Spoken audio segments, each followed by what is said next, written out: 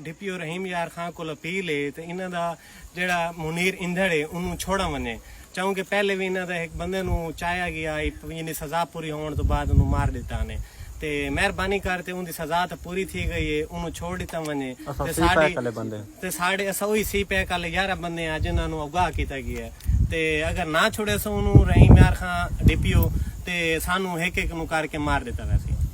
सही आए साडी अपील है रही यार साडी पियो मेहरबानी करके हां मुनीर इंधड़ साहब ने छड़िया वने असि ओ बंदे आ जेड़े हां सी पैक को मार छड़े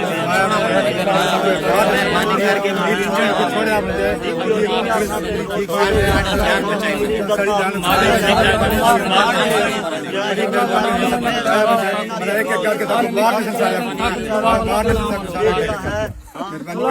जान बचाई मेहरबानी करो छुड़वा के छुड़ाओ सारे निके निके बच्चे सारे अपील है शहर में धरना रही मेरे धरना करो